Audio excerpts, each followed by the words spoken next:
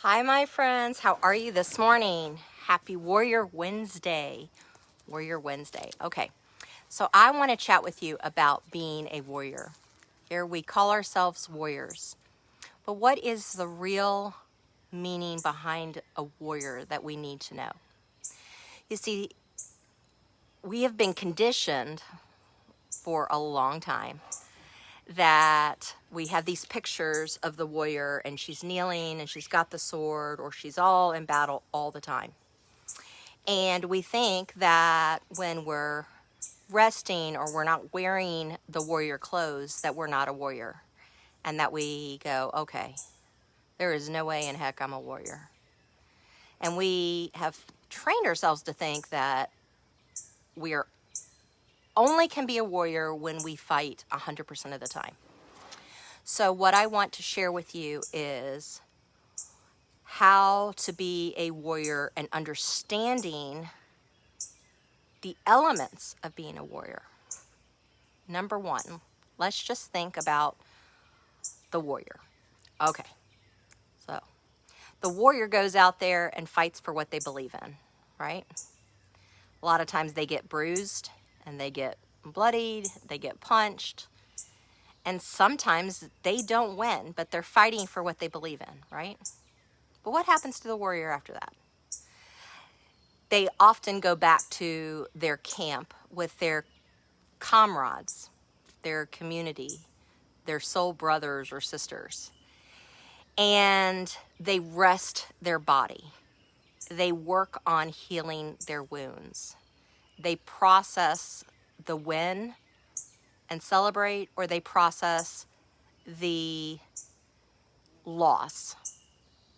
And that is when then the community comes around and consoles or celebrates. So the warrior is not in battle at that time. The warrior is truly resting. Now, does that mean necessarily they're resting for the battle the next day? No, not necessarily, because we as warriors don't know when a battle may hit in a particular way. It could be physical, it could be emotional, it could be spiritual. Shoot, it can be all the things at the same time. So what's the third element of the warrior? The third element of the warrior is they come back from battle, they rest, they work with their comrades and so forth, and they train. How do they train? They train strengthening their body. They train in strengthening their mind. They train in new ways to fight that they might not have ever learned before. Or they repurpose what they might have learned a long time ago, but forgot along the way. And so I want you to write down those three things. When you fight, what tools are you fighting with? Are they like these invisible Kung Fu Panda type fighting? Or is it fighting with positive affirmations that says, I am strong no matter what my body reflects? God created me to be whole, so I'm eating whole foods, whatever that is, okay? And in the resting is where the journaling and the replaying of what's happened. And this is where you can rewrite your story or repurpose. And then the third is training. The fourth part of the warrior is spiritual time by themselves. I really believe that as a warrior, we have to lean in to be comfortable with being by ourselves, which goes back to number 3 about training, where we don't feel alone. We feel in spirit with Him by ourselves. Make sense? When we're alone, we're in spirit with our Creator. that is one of the key things, you know, and I'm not teaching a full thing on this, but those are the 4 elements I want you to think on. And I want you to think on this. Look at this. Okay, let me turn myself around here. All right, so I have this really pretty skirt. Let me skirt this down. This is so cool. So yesterday, I was Take Care of Me Tuesday, right? And so I had scheduled my chiropractor and I had scheduled my massage. In between, I had about 40 minutes to do something. So I decided to go to this little shop where there's different people who rent booths and showcase their materials. The place is really full. I had checked it out before my diagnosis, and then I realized, okay, I've got to just rest, take care of my body, and retrain what I need to do or repurpose some of my behaviors that are good, right? So I came across, as I was walking through, 2 women were talking, and I happened to ask the one woman, I said, oh, you know, what do you do? And she says, oh, I have a booth here and I share it with my girlfriend. And I said, oh, cool. And she says, yeah, I repurpose clothes. Well, I never heard that before, which I thought was really amazing. And I said, really? And she says, yeah. And so she walks me over and there's the rack. And I'm not a big shopper for clothes. That's just, it's not my thing. I feel like an addict when it comes to art stuff. Oh my goodness sakes. You already know that. Okay. So anyways, on one of the racks was this skirt. And oh my goodness, I love blue. And it had navy and light blue. And it had teal. And it had like little, kind of like mandala designs or flowers like I paint on my rocks and stuff. And I'm like, oh my gosh, I love that skirt. And I thought it was extra large. And I said, oh, I love this skirt. I got to get it. And she goes, well, there's a fitting room right over there if you want to try it. And I said, no, that's okay. I think I'm going to go ahead and just take it. Because I didn't want to stress my body in that moment of doing the fitting room and all of that. Because I wanted to take care of me Tuesday. So just kind of rest my body. And I brought it home. And this morning I put it on. And the tag was large, but it fit perfectly. It fit perfectly. And I just fell in love with this skirt. And what was so neat is she took pieces of fabric that would have been thrown in the trash and maybe just put in a pile, and she made something beautiful out of it. So on this Warrior Wednesday, I want you to do me a favor. I want you to think back to the times before age 21. What were some things that you did that brought you joy? Was it singing? Was it coloring on a marker? Was it that coloring on a marker? Coloring with markers in a coloring book? Was it sewing? Was it looking under a microscope and looking at the leaves and things like that? Was it pretending? Was it swinging on a swing? What was it? And I want you to write that down. Now, your paradigm, which is what fights you, might say, yeah, you did that so long ago, you can't do any part of that now. So, for example, my friend, severe case of rheumatoid arthritis, severe, and on disability. However, she came to my art classes because I was able to teach her alcohol ink, where she just squirted with the alcohol ink and then had it run with the 97% alcohol, and she could just pick up a big brush and just kind of swish it around.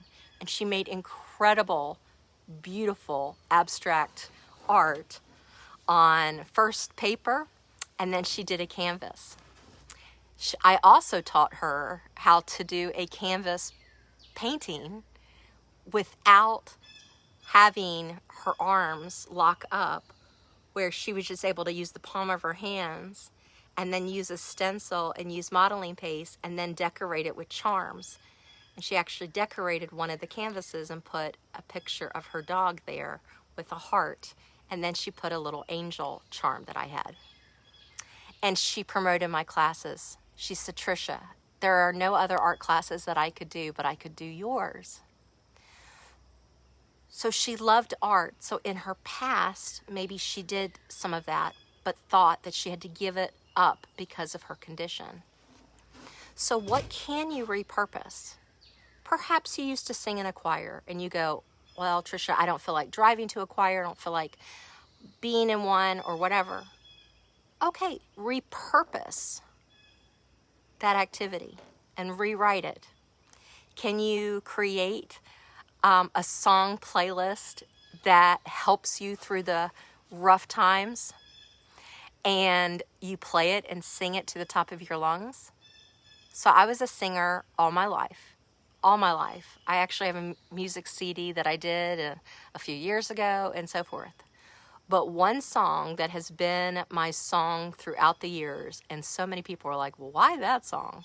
And it's Carly Simon, and it's Let the river run, let all the dreamers wake the nation. Come, the New Jerusalem.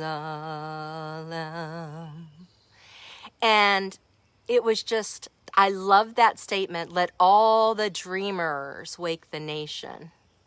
Like, let the river run of creativity. So every time I felt that somebody didn't believe in me, or I felt depleted, or I needed that push, I have some go-to songs that just inspire me. I have another one of Leanne Rimes. I need to post these, and I'll do hashtag playlists, so you can go to the topics, right, in the files. You can just go to topics and you can look at playlists. See if some of those songs help you. So, am I singing on stage in front of, 7,000 people at Keller Williams, my song Shift, which I need to sing to you or upload the recording? I'm not singing on stage. I'm not traveling right now, but I'm repurposing my voice because I can be present in just my music. And did you know what? That's a form of warrior fighting. We don't realize it. By doing our art, the other day on the video, I had shown you how old and icky she was, and look how she's coming to life, okay? That is part of my warrior fighting. I'm fighting spiritually without even lifting a sword.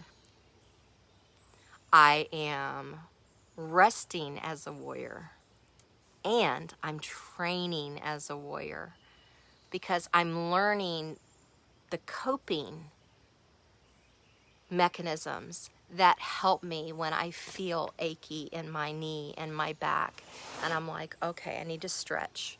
Okay, I need to go for a walk. So now what happens is when I need to go for my walk, because the doctor tells me to do that, I have maybe my 10 songs that I can make my own playlist on YouTube. And while I walk, I listen and I just let go. You see, I'm repurposing songs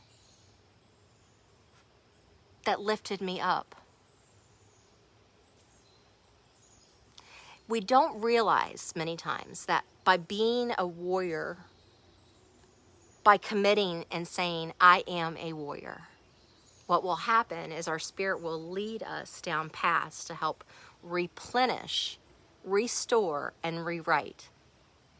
So instead of saying, I have these afflictions, Every time we say, now, of course, with the doctor, we have to be very direct because that's the way they're going to treat us. Outside of those conditions, and you might be mad at me, I'm okay with that. Shoot, most of y'all probably don't even listen to these videos because it just gets lost in the feed and you don't want to listen to them. That's fine. It's my own therapy. So I'm telling myself that instead of saying I have fibromyalgia, what I'm reframing, restating, reclaiming is I am so happy and grateful that life has repathed me or recoursed me.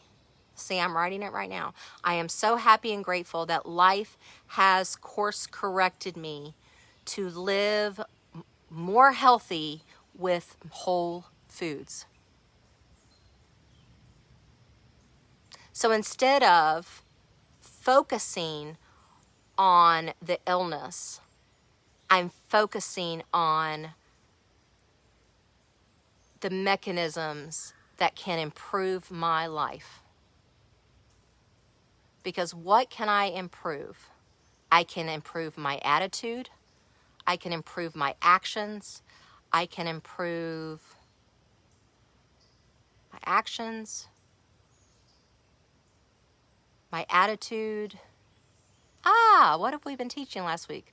My habits. I can improve my habits. So that's what I want to focus on. I can improve learning some new art things to share with my sisters. I can put into place the Happy Tribe Club and give a big discount to my fibro sisters who might be on disability but want to learn therapeutic art to build their life. I can see this diagnosis as a burden or a blessing. I think about Paul when he was in jail, writing, I believe, the book Philippians. I have my Bible right there. And they say that that is the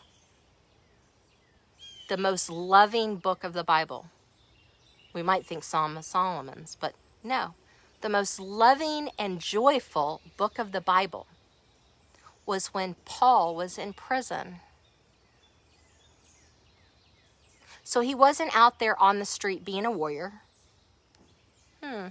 But he was imprisoned, repurposing the situation to come and be a warrior from a mentality to fight.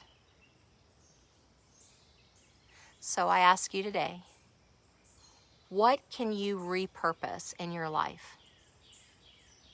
What can you repurpose in your coping skills?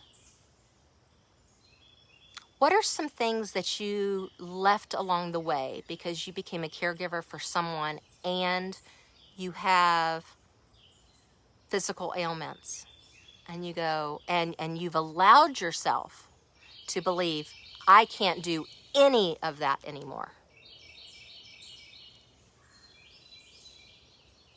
Because once we start believing that, it may not be true right now, but it's going to manifest into the truth.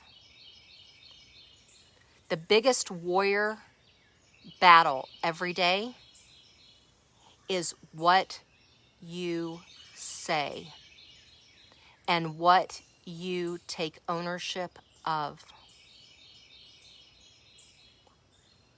I'm just telling you. What can you rewrite to say, I am happy and grateful that I have this? My friend Tiffany lost her arm in a shark attack. She doesn't have fibromyalgia, nothing. She went away with her husband. on a romantic trip, went snorkeling in the tourist designated area, got hit by a tiger shark, which by the grace of God ran away. It was a miracle. She was in a tourniquet for an hour with a towel. All the doctors, everybody said that there was no way she could have lived. So for me, all I do is close my eyes and I think of my friend Tiffany. And although there may be pain in parts of my body, I am so happy and grateful that I have my left arm to be able to pick up my Hello Sunshine coffee mug and make my vase or paint my angel. Thank you for what I have right now in this moment. Thank you. That is how we thrive as warriors. I've talked very slow and deliberate because I'd love for you to watch this again and again. And I need to watch it again and transcribe it for part of maybe one of my next books. I love you. Comment below if this impacted you at all today, because I would love the affirmation to know if this touches you. Have a happy Warrior Wednesday, and know that I love you, and this is why I created this group, was to bring us together so we don't have to be battling anything alone. Love you bunches.